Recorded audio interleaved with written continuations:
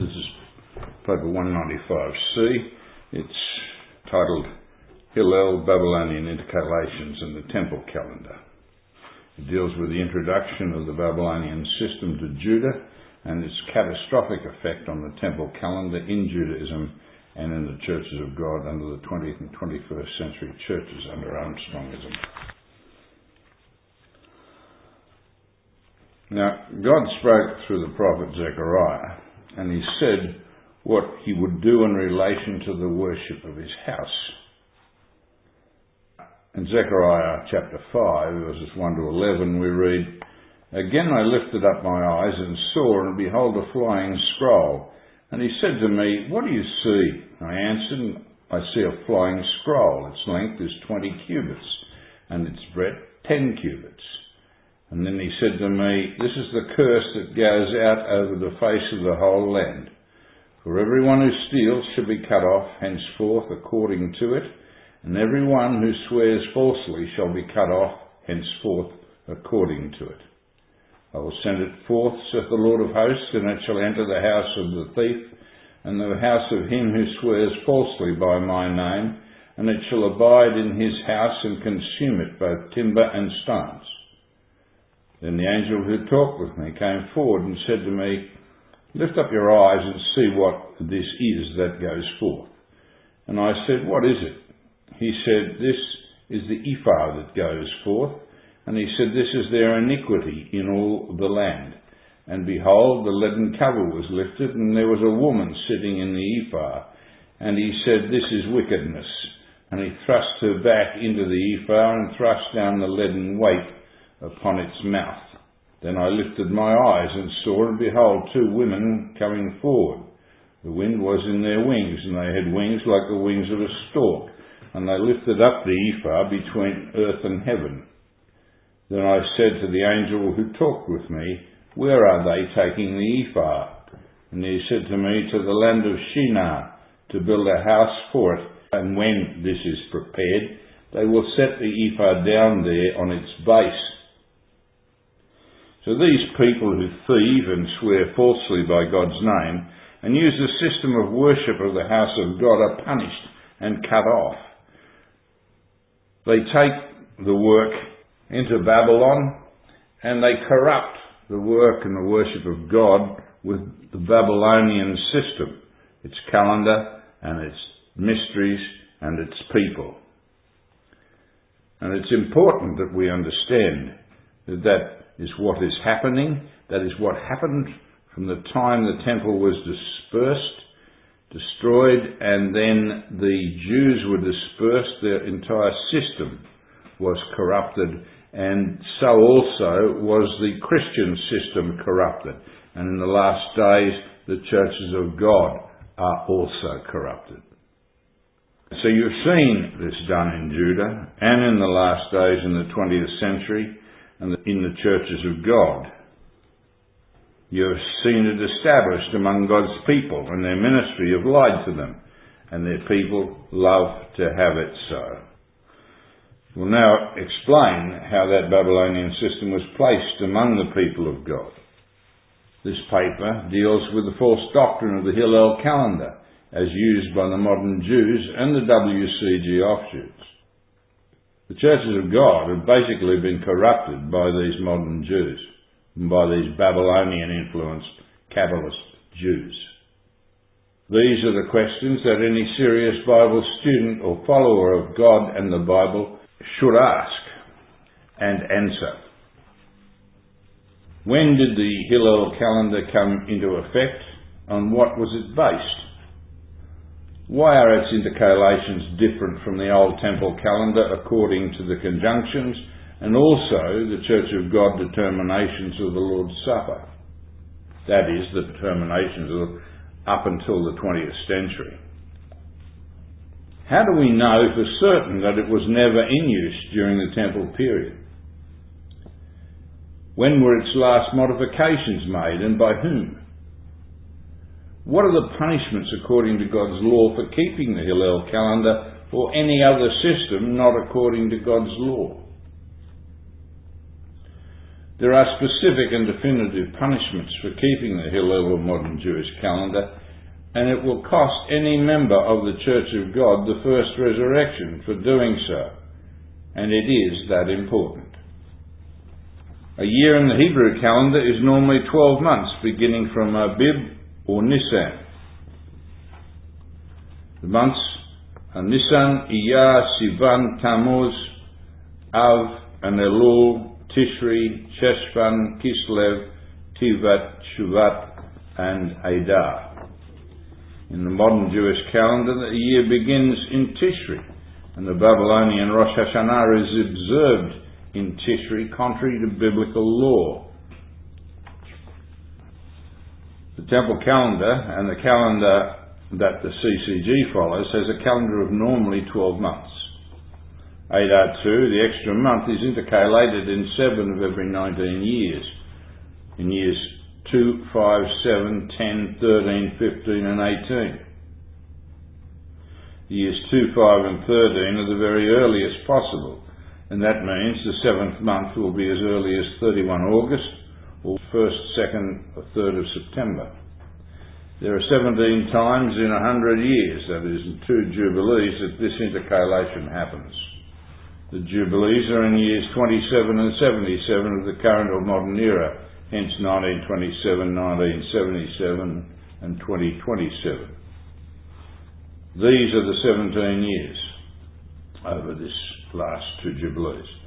1929, 1932, 1940, 1948, 1951, 1959, 1967, 1970, 1978, 1986, 1989, 1997, 2005, 2008, 2016, and 2024 and 2027. These are the years from March to March. In these years, the Hillel calendar is 1 month later than the temple calendar, and that which CCG uses. So, in 2016, the Babylonian Intercalations are used in Hillel, whereas they aren't used in the temple calendar and in the calendar that CCG uses. The following is information from a typical Hillel calendar. They actually use the word postponed. Once the date of the Molad of Tishri or Tishri has been calculated, some additional considerations must be taken into account to determine the actual date of Rosh Hashanah, the new year of Tishri. These considerations may cause the actual date of 1 Tishri to be postponed from the date of the Molad Tishri. There are 4 such postponements. First, if the time of the Molad of Tishri is later than 18 hours from the beginning of the day, Rosh Hashanah is postponed to the next day. This probably accounts for and is based on the fact that the young moon could not have been observed until the next day. The observation doesn't form any basis in the temple calendar at all. The second, for common years only, if the Molad of Tishri falls on a Tuesday and is later than 9 hours and 24 halakim from the start of the day, Rosh Hashanah is postponed to the next day. This rule prevents a situation in which the postponements for the next year will require the year to be 356 days long. Third, for years following leap years only, if the Molad Tishri falls on a Monday and is later than 15 hours and 589 halakim from the start of the day, Rosh Hashanah is postponed to the next day.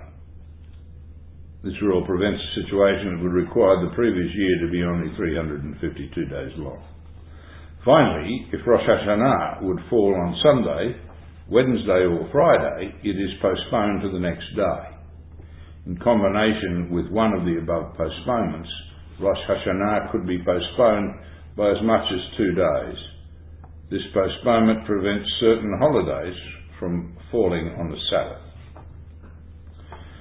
Those that were in the WCG system were all guilty of following the Hillel calendar. So also the Nigerians associated with Daga in Jerusalem. Many didn't know, but they were still guilty. Now we all have a choice to make. Now we are beginning to know. The Hillel calendar determines the year from Tishri, the seventh moon. However, doesn't Scripture say determine it from Abib or Nisan? Yes, it does say that in Exodus 12:2 and Esther 3:7. The Babylonian Rosh Hashanah means the head of the year and is directly contrary to the law of God. No one has the right to postpone the days of God's calendar for any reason. The Rosh Hashanah postponement rules are an innovation of the fixed arithmetic traditional Jewish calendar that came in under Chief Rabbi Hillel II in 358 of the current era. It did not exist in Judah or the churches of God or anywhere else until 358 of the current era. That's 328 years after the death of Christ. So it's impossible for Christ to even kept anything like this or even seen it.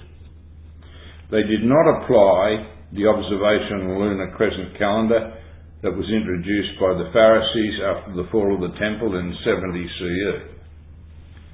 Instead, the observational calendar varied the month lengths to be 29 days if the new lunar crescent was seen at sunset at the end of the 29th day, or 30 days otherwise.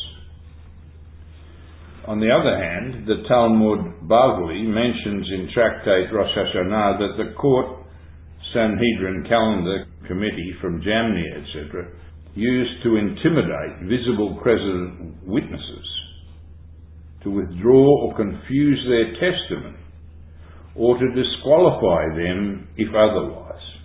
Rosh Hashanah would be sanctified on Wednesday or Friday, and see Rule 1 below. So, if these witnesses were going to produce the result they didn't want, they intimidated them so that they withdrew their testimony. Likewise, the Chinese calendar, based on astronomical algorithms for the longitudes of sun and moon, varies the length of months from 29 to 30 days depending on the computed moment of the actual lunar conjunctions. That's part of their system, but based on the same calculations from the temple calendar conjunctions. The modern Jewish calendar has constant month lengths, but something has to vary to accommodate the non-integral mean length of the molad, representing the mean lunar cycle, which equates 29 days, 12 hours, 44 minutes, and 1 part, where each part equals 3 plus 1/3 seconds, equals 1/18 of a minute. And this is accomplished by adjusting the lengths of the 2 months after the previous month of Tishri, that is Cheshvan and Kislev, according to the following 4 rules. So Cheshvan and Kislev can be altered according to these rules. 1. Molad Zakein. If the Molad of Tishri falls on or after noon, then postpone Rosh Hashanah to the next day. 2. Lo Adu Rosh. If the Molad of Tishri falls on Sunday, Wednesday or Friday, then postpone Rosh Hashanah to the next day. 3. If the Molad of Tishri for a non-leap year, 12 months, falls on Tuesday, on or after 9 hours and 204 parts, then postpone Rosh Hashanah to Thursday. 4. If the Molad of Tishri after a leap year, 13 months, falls on Monday, on or after 15 hours and 589 parts, then postpone Rosh Hashanah to Tuesday.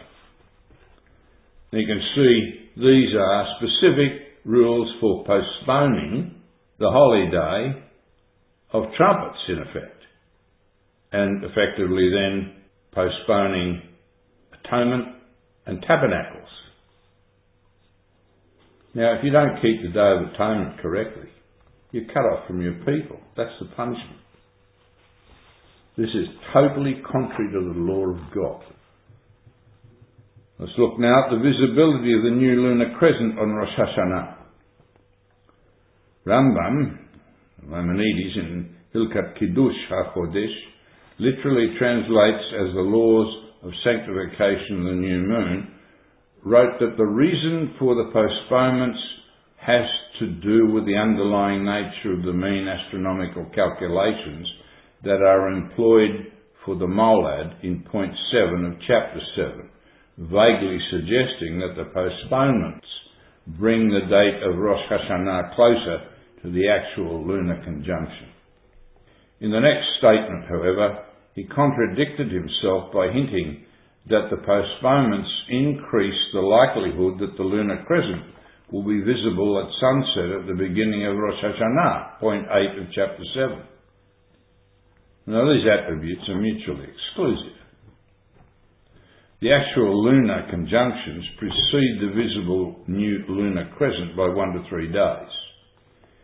If the postponements were to bring Rosh Hashanah closer to the actual lunar conjunction, then they would have to decrease the probability of observing the new crescent on the holiday. On the other hand, if they were to increase the likelihood of observing the new lunar crescent on Rosh Hashanah, then that could only be accomplished by delays relative to the actual lunar conjunctions. An astronomical analysis of the visible crescent frequencies on Rosh Hashanah will reveal which of those alternatives is correct as follows. Lunar crescent visibility varies with weather conditions, clouds, atmospheric dust and clarity, especially in the westerly direction. Temperature, also humidity, nearby and westerly light pollution, and local elevation with unobstructed view of the horizon. Astronomically, it depends on the apparent lunar size and brightness, elongation from the sun, and altitude above the horizon at sunset. Human factors include observer maturity, truthfulness, sanity, visual acuity, and stereoscopic perception, iris pigmentation and pupil diameter, experience and preparation, and the use of optical aids such as telescopes or binoculars. It also helps a lot to know exactly when and where to look, and then to actually look at the correct position in the sky. When the new lunar crescent is very dim, it may be visible only to more light-sensitive peripheral vision, rather than the sharpest central colour vision. In such cases, it might be seen only when one looks slightly askance of its position, then away, then back again. Now, these introduce so many incorrect permutations or combinations of the determination of the calendar that it's ridiculous. How much simpler is it to follow the conjunction time? Note the purpose and symbolism of the conjunction is this. The one true God is unseen, and his light is then revealed to the full moon. The new moon is unseen, and its light is revealed to the full moon, which symbolises the revelation of God. The probability of false sighting for a typical observer has been estimated at 15%. Hence, observational calendars that depend on a few positive sightings from a large number of observers will almost invariably start early by mistake. False sightings can, however, be refuted if the new moon was actually below the horizon or ahead of the actual lunar conjunction at the moment when it is claimed the new lunar crescent was seen. If the moment of the actual lunar conjunction is known to good accuracy, better than plus or minus 1 minute is easy to calculate, then testimony claiming a sighting less than 18 hours later is highly doubtful. Now, this lunar calendar is wrong. The Hillel calendar is wrong and is acknowledged to be wrong by the rabbinical authorities. And this paper was written by a rabbi detailing the effects of Hillel. It's titled, "Why is Passover So Late in 1997, number 239.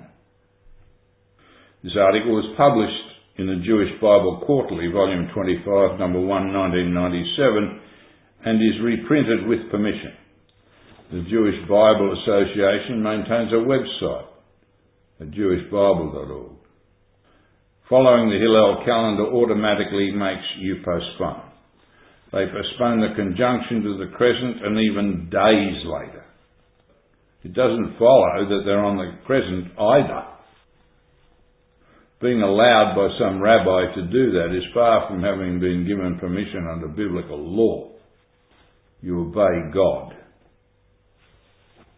Now here we list the years that the temple calendar intercalates as against the years that the Hillel calendar intercalates and postpones in any one jubilee.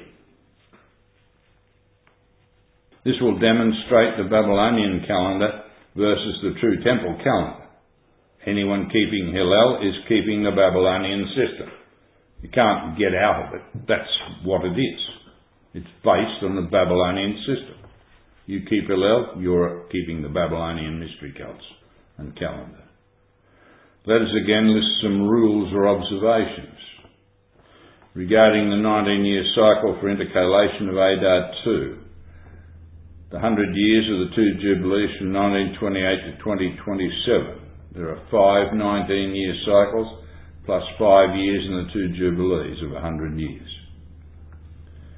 The 2nd, 5th, 13th years of each 19-year cycle are the earliest dates possible. These dates separate the Hillel calendar from the temple calendar by 1 month. There are 17 times these earliest dates occur in this period of 100 years. For logical consistency, we numbered from the Jubilee in 1927, which was the 50th year. In 1928, year 1 of the next 50 years to 1977, and 1978, year 1 of the next 50 years to 2027. So there are 37 Adar 2s or Adars when the 13th month is added to intercalate. Of these 37 years, 17 are of the earliest dates possible. The first new moon of the year on 1 Abib is never earlier than 7 March and was at that time in 1970, 1989, and in 2008 it was 8 March, and in 2027 it will be 8 March. In 1997 it was 9 March. The 7th moon, 1 Tishri, is never earlier than 31st August, but it can be that early and was in 1970, 1989 and 2008 and will be in 2027. The new moon of the new year at 1 Abib is never later than 5 April. The new moon of the 7th month is never later than 29 September. It is never in October. The calendars from WCG since around 1968 show March 12th and September 5th were the earliest dates that the WCG observed the 1st of Abib and Tishri. The new moon of March 12th, 1975, WCG observed on the postponed 13 March. The new moon of September 5th, 1975, and the 7th month, WCG observed on 6 September 1975. Any date before 12 March or 5 September, WCG observed 1 month later, for no other reason than the Babylonian Intercalations in Hillel. How do we know historically that the calendar that is kept today originates in Babylon, which was pagan? Some basic research in the Judaic or other encyclopedias will show that the two Babylonian rabbis in 344 CE brought the basis of the calendar to the chief rabbi and in 358 CE, Rabbi Hillel II issued the Hillel calendar. It was wrong when it was issued, and they have played with it up until Maimonides in the 12th century. And it doesn't work. And it doesn't keep God's holy days on the correct days. Only very, very rarely does it do so. When you study the matter of the intercalations of the Hillel calendar, you will find that the Babylonian system is the one that is used. That fixed intercalary system was made in the 6th century BCE. And that is a well-known fact of history. According to the Babylonian calendar, this is the year 5776, which is the date that the Hillel system says it is. But the Bible chronology shows that it is the year 5988 from the closure of Eden, 30 years after the creation of Adam in 4004 BCE. Well, there's no doubt about that. This year, the 7th month is out by a day. That means atonement is kept on the wrong day, and the punishment is to be cut off from Israel. Some very few years in a Passover by a fluke are on the correct days. For example, 2013-14 was on the correct days. But that was by accident, not by design. And that will not occur again for some time. The intercalary calendar of the Babylonians does not accord with the Bible history and dating, and that is why the modern Jewish years are a couple of hundred years short of 4004 BCE, which is the Bible date of the creation of Adam. And that's all dealt with in the paper Outline Timetable of the Age number 272. For that reason, the Babylonian calendar intercalates in the wrong years, and the Hillel calendar is not only pagan, it also holds the feasts in the wrong month, almost 40% of the time. The postponements add to the problem, and that means that the Hillel calendar is wrong almost all of the time and is correct only very infrequently. The Hillel calendar is pagan, and those following it have been keeping the wrong calendar all of the time in WCG and the offshoots, including the LCG, that's the Living Church of God, the Philadelphia Church of God, the United Church of God, the Church of God, a worldwide association, the Church of the Great God, Christian Biblical Churches of God, Continuing Church of God, Restored Church of God, and on it goes almost ad infinitum. CCG is the only Church of God that keeps the ancient temple calendar correctly and keeps the new moons as it was done in the temple system and the earlier churches of God. Rosh Hashanah was the Babylonian New Year festival that began in the 7th month. It did not enter Judaism until the end of the 3rd century of the current era, just prior to the adoption of the Hillel calendar. That is why the Hillel calendar counts backwards from the Molad of Tishri, contrary to the law of God. Rabbi Cohn states the time of the adoption of Rosh Hashanah in the work Sabbatarians in Transylvania. His work was done in 1894, and it's called Die Sabbataria in Siebenbergen, ihre Geschichte, Literatur und Dogmatik.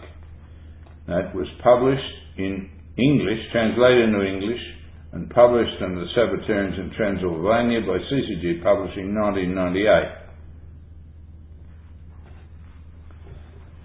Some of the Jewish apologists for Hillel try to claim that the Council of Nicaea abolished the Jewish calendar, which was a complete fabrication aimed at supporting Hillel in the 20th century churches.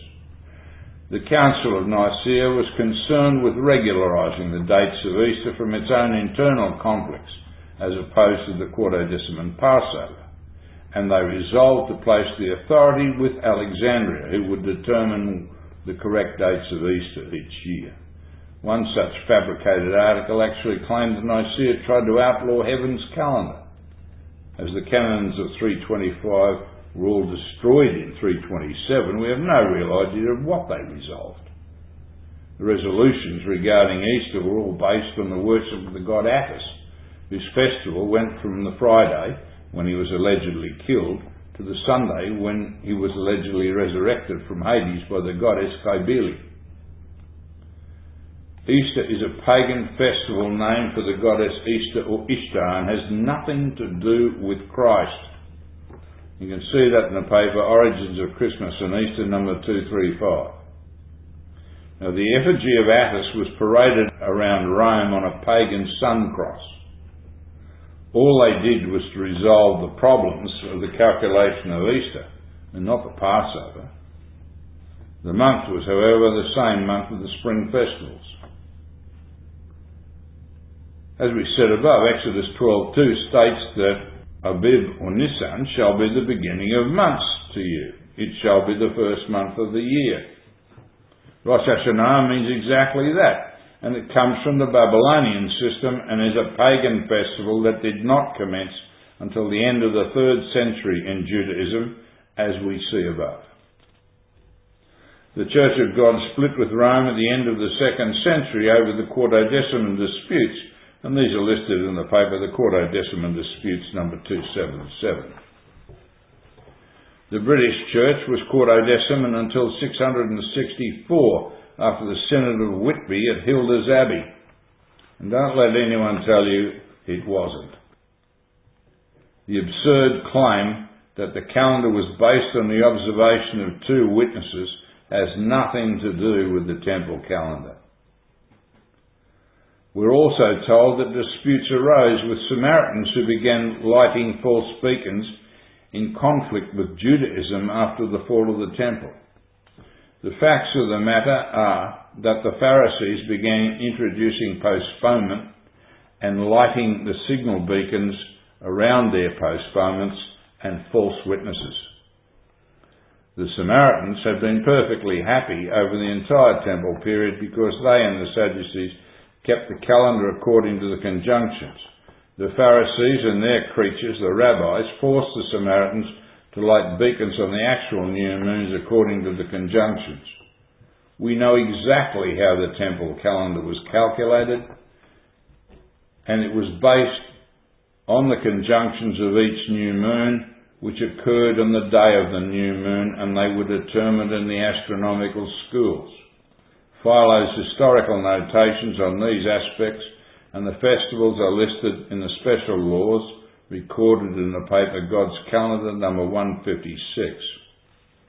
God condemned Judah and Edom and booted the Pharisees out of Judea and Palestine by 70 of the current era, at the end of the 70 weeks of years as prophesied in Daniel, because of their disobedience. We have also seen these creatures of WCG claim that the Hillel calendar was in operation at the time of Christ, and we have even seen one creature claim that there was no temple calendar. May the Lord God of heaven rebuke them. Look at the paper's Distortion of God's Calendar in Judah, number 195b, and also at the paper The Calendar and the Moon, Postponements and Festivals, number 195. The truth is simple. Read the Bible. Keep Hillel and the Babylonian Intercalations and you go to the second resurrection. The choice is yours. Don't blame anyone else.